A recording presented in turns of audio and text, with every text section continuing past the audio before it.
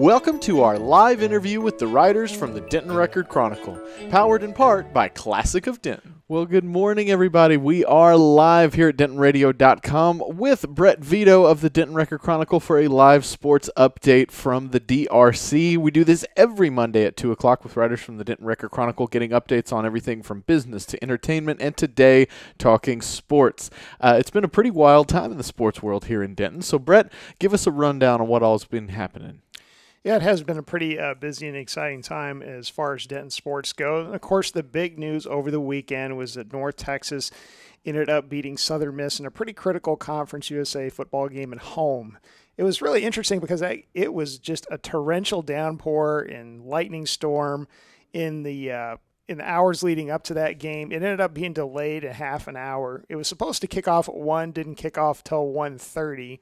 And North Texas kind of endured a little bit of a delay there, but they came through and beat Southern Miss pretty handily, 30-7. And that was, an important game for North Texas.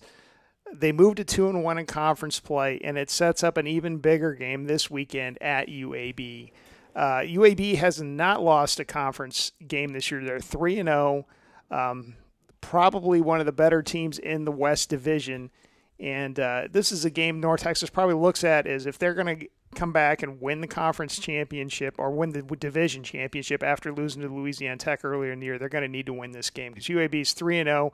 If UAB can get past North Texas, their road the rest of the way looks fairly smooth. So this sets up to be a really big game for UNT at 6:30 over in Birmingham. So I'll be headed out that way. We'll have advanced stuff on it throughout the week, and so be sure to look for us to kind of set the table for that game because that's a really big one for North Texas.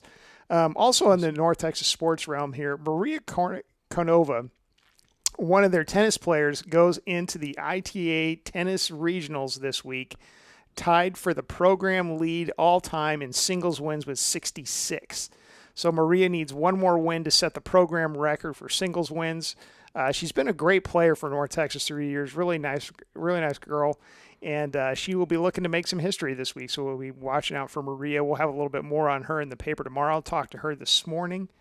Also later this week, the North Texas women's soccer team, probably the best college program North Texas has had, one of the best in town.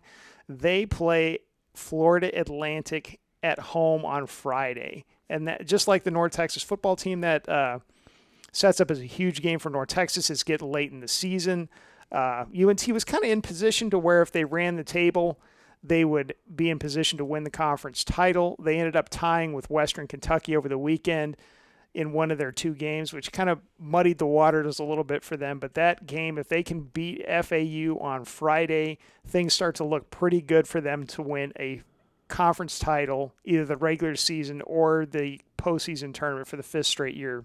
They've won one or the other, or both, the regular season or the conference tournament in each of the last 4 years. They're looking for a 5th year with a conference title this year. If they can beat FAU on Friday, they'll be in really good position to potentially win the regular season, and then we'll have to see how things play out in the conference tournament.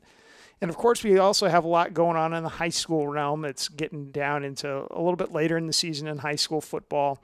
There were some big games over the weekend. Geyer lost a heartbreaker, not this last weekend, but the weekend before, to South Lake Carroll. They bounced back this week. Seth Metter, one of the best wide receivers in town, had 219 yards and 2 touchdowns for Geyer to win over Timber Creek. So they bounced back from that loss to South Lake Carroll real well against Timber Creek to kind of, improve their position in that district. Also, Geyer is 6-0 after beating Colleyville Heritage over the weekend. Argyle moved to 6-0 with a really impressive 59-7 win over North Lamar in Paris. And finally, Denton fell to 1-5 after losing to Grapevine. So they're struggling a little bit this year. But, a lot of teams are doing really well in the Denton area this year, led by, North Texas in football and the women's soccer team. And, we've also got a couple of undefeated teams, and then Geyer's also playing really well, with Ryan Argyle being undefeated and then Geyer being right there towards the top of their district as well. Perfect. Well, always love to hear when things are going positive for North Texas. That's always a fantastic thing.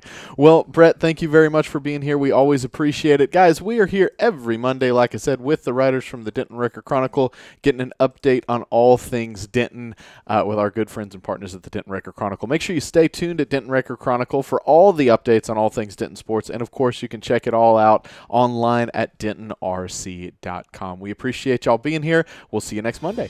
Well, thank you for tuning in. We hope you enjoyed the show. Be sure to check out DentonRadio.com for new Denton artists and where they're playing next. While you're surfing the internet, make sure you check out our friends Classic of Denton at ClassicofDenton.com.